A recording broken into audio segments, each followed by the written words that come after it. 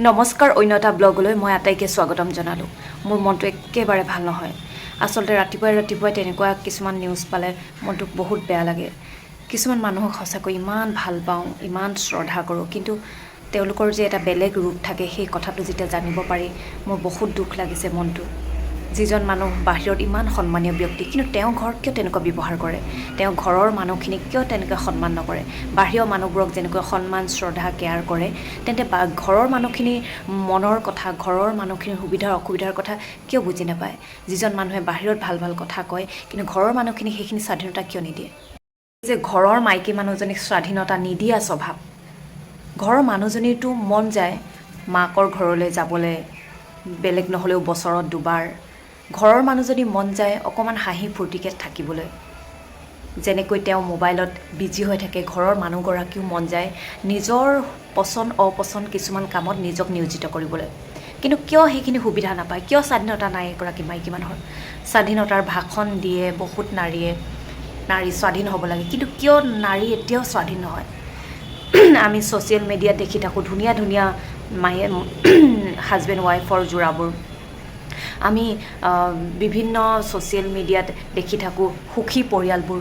আচলতে তেওঁলোক কমপ্লিটলি সুখী হয় জানো ঘৰৰ চাৰিবেৰৰ মাজত, ঘৰৰ নিজৰ বাউণ্ডৰীৰ মাজত?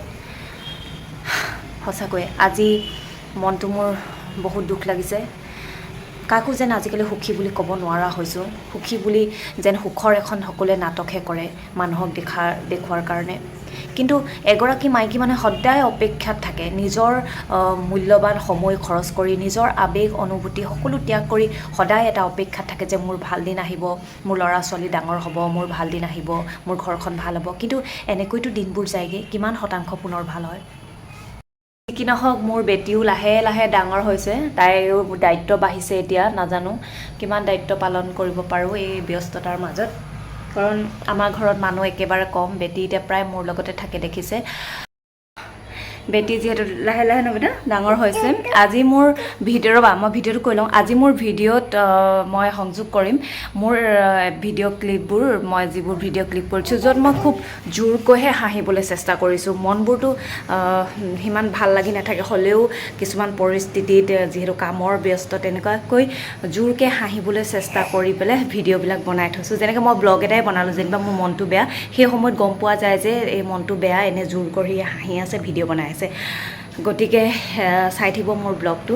আৰু বেটী লাহে লাহে ডাঙৰ হৈ আহিছে ন বেটা, আৰু তাই সৰুকালৰ কিছুমান চেহেৰাও দেখিব।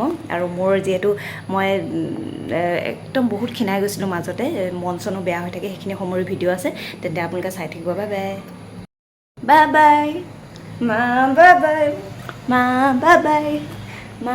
নাচি দিয়াচোন। নাচিলে নাচিলে নাচিলে নাচিলে নাচিলে নাচিলে। এইজনী আমাৰ ধুনু দৰ্শিতা, ধুনু ধুনু ধুনু দৰ্শিতা গুড নাইট হ'ল, শুবৰ হ'ল। শোৱাৰ আগত দৰ্শিতাক ডাইপাৰ পিন্ধাম, ডাইপাৰ পিন্ধোৱাৰ আগত এয়া বেবী অইল লগাই ল'ম। আজি দৰ্শিতাই মেডিকেললৈ গৈছিলে, দেউতাক এডমিট কৰিছে হাই প্ৰেছাৰৰ কাৰণে। তাত মই তাইক লৈ গৈছিলোঁ।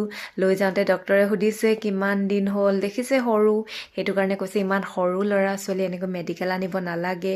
কিন্তু উপায় নাই, ঘৰত মানুহ কম, মা আৰু মই দেউতাৰ ওচৰলৈ গ'লোঁ। আৰু ভালেই হ'ল, তাত নাৰ্ছ এগৰাকীক লগ পালোঁ। নাৰ্ছগৰাকীয়ে ক'লে, তাইক চালে, তাই ডিঙিটোত অলপ কফ জমা হৈছিল। মই ইমান কথাটো ইমান গুৰুত্ব দিয়া নাছিলোঁ। তেওঁলোকে মোক ইমিডিয়েট লৈ যাবলৈ দিছে, কাৰণ সেইটো পিছলৈ প্ৰব্লেম হ'ব বুলি কৈছে। আৰু তাইৰ ডিঙিটো অকণমান চুটি, সেইটো কাৰণে ইয়াতে ডিঙিটো কোচ খাই থকাৰ কাৰণে কিছুমান ইনফেকশ্যন নিচিনা হৈ গৈছিল। এনেকৈ গাখীৰ খাই থাকোঁতে যেতিয়া গাখীৰ এনেকৈ বৈ পেলাই ডিঙিত পৰে, তেতিয়া এইটো ভিজি থাকে আৰু সেনেকৈ ইনফেকশ্যন হৈছিল। মই নাৰিকল তেল দিওঁতে অকণমান ভাল হৈছিল, সেইটো কাৰণে মই ভাবিছিলোঁ নিনিলেও হ'ব, কিন্তু আকৌ হোৱাৰ চান্স আছে। সেইটো কাৰণে মই তাইক এবাৰ কাইলৈ লৈ যাব লাগিব। Darshita good night, Chunu Munu Munu good night, bye bye bye bye. কিছুমান কথা সঁচাকৈ বৰ আচৰিত লাগে। মা অধিৱেশনলৈ গৈছে, থাকিব কিন্তু মই গম নাপাওঁ। কিন্তু বোৱাৰীক হিচাপে মইতো জানিব লাগে ন, বা মায়ে মোক ক'ব লাগে। মই ফোনো কৰিছোঁ, মায়ে ক'ব লাগে যে মই আজি নাহোঁ। মই কৈছোঁ মা আহিব, আহিলে একেলগে চাহ খাম বুলি, কাৰণ মই অকলে চাহ নাখাওঁ, মায়ে মই লগতে চাহ খাওঁ। মই ৰৈ আছোঁ।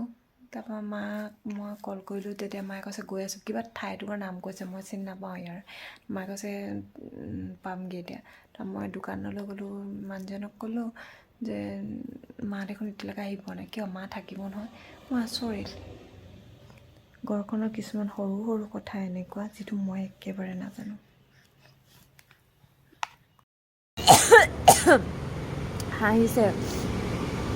মই নীলিকা এটা খাই চচনি খালোঁ, এনে পোৱালীয়ে হাঁহিছে।